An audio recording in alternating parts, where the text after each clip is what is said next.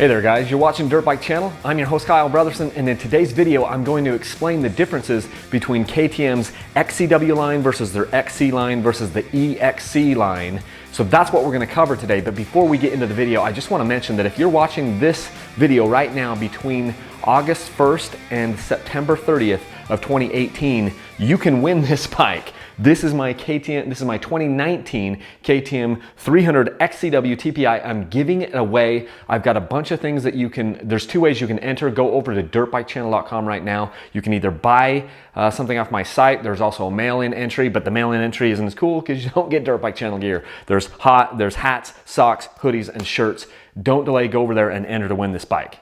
Okay, the reason why I'm doing this video is because I get this email every single week. There isn't a week that goes by where somebody doesn't ask me a question about XC-W versus XC.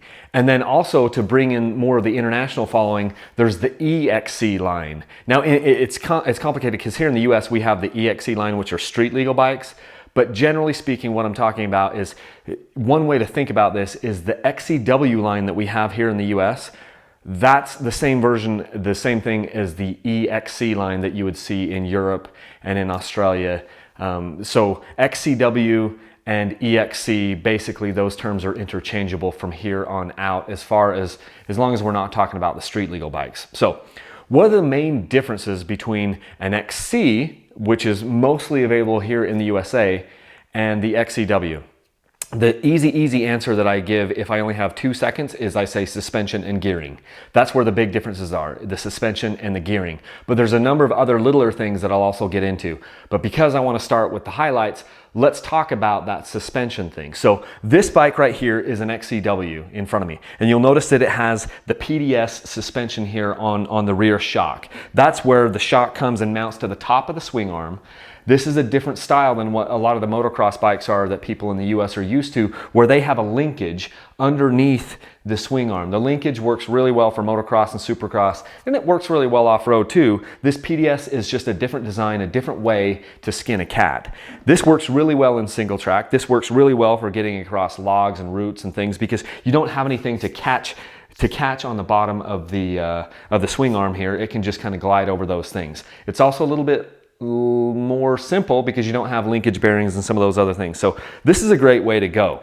The XC bikes, they do have linkage, so there's a big difference there in how the bikes are suspended. XC-Ws have the PDS style on the top of the swing arm.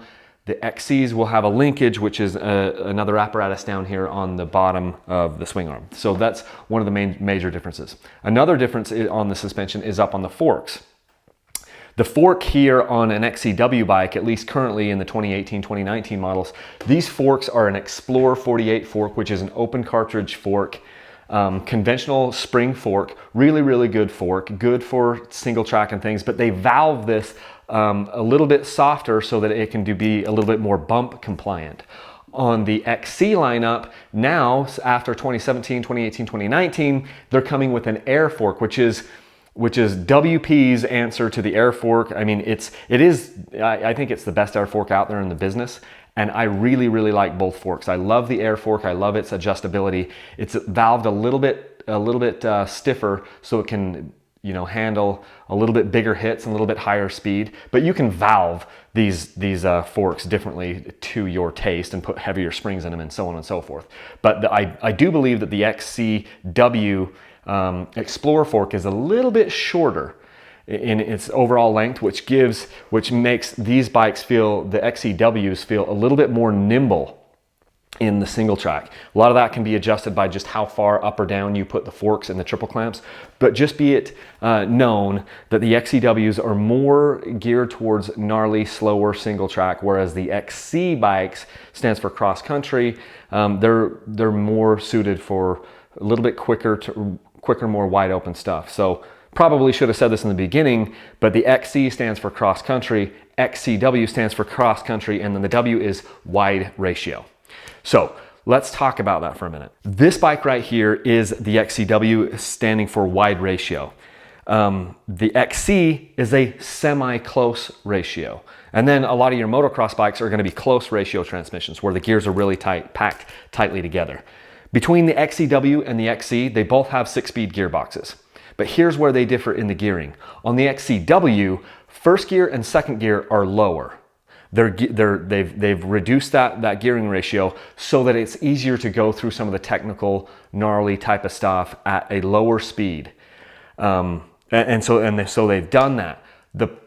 The one of those drawbacks, or one of the side effects, which is my biggest gripe with the XC-W lineup for the area that I ride, is that then it creates a bigger gap. You've got first gear and second gear right down here, and then third gear is a little bit gapped out here. So there's a big gap between second gear and third gear. On a bike like this one, this 300 two-stroke, it's not that big of a deal, and on the 250 two-strokes, it isn't as big of a deal. But unlike the smaller bikes, I feel like that gap between second and third gear becomes a problem. The XC bike, on the other hand, those gears are spaced evenly together at a semi-close ratio. There is no major gap between any of the gears, and I prefer, at least right now for my riding style, I prefer that semi-close ratio gearbox to the wide ratio gearbox. For the type of riding that I am doing. So that's one thing to note. Another thing to note about the transmissions is once you get to third gear, fourth gear, fifth gear, sixth gear, XC-Ws and XCs are the same ratios, you know? So it's just in that first and second gear where they differ in the transmissions. A couple other things to note. On the XC-Ws, you get a headlight here and you get a tail light here. You do not get that on the XC line. Something else that you get on the XC-Ws, like this bike, that you don't get on the XCs, is a trip computer. So it tells you, how far you've gone, gives you your total odometer, gives you your hours. All the KTMs recently, though, have been coming with hour meters, which is really great. I used to have to install the hour meters on the XC bikes because they didn't have them, but now they do. So it's nice to be able to have a trip computer on the XC-Ws. This one happens to be a fuel injected bike, so that's where the TPI comes in, the transfer port injection. Right now, you cannot get an XC bike that is fuel injected. I'm guessing that'll come, but for the last couple of years, they've been offering these 300 XC-Ws in the TPI version. So you can get a fuel injected bike in the XC-W model, but as of right now, you cannot get it in the XC line. So those are the main things, guys. Those are the main differences between the XC-W and the XC. Which is going to be better suited for you? I think you kind of just have to ask yourself, where is most of your riding? Is most of your riding in the really, really tight, slick, technical stuff where there's not a lot of clicking into fourth gear, fifth gear? Then I would say probably your better bet for most people is going to be the W model, the XC-W model. If you live in an area where I do and the terrain is a little bit more open, then the XC is probably the better bet. The XC still can do the technical stuff and the tight stuff, but it's a little better in the wide open desert, which is why I like the XC, because I ride a wide variety of stuff.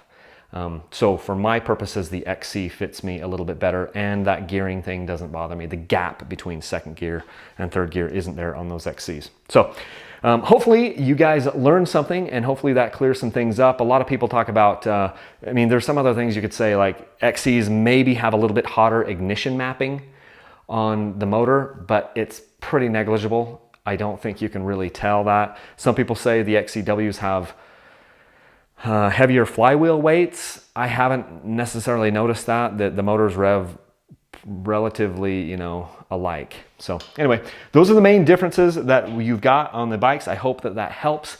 If you like what we're doing, you can support us on Patreon. You can follow us on Facebook and Instagram and keep in touch with us that way. And again, this bike, after September 30th, the sweepstakes will close for this bike. All the entries have to be in before that time. So go ahead and get entered to win this bike, because come early October, I will be giving this away to a very lucky viewer. Thanks for watching, guys.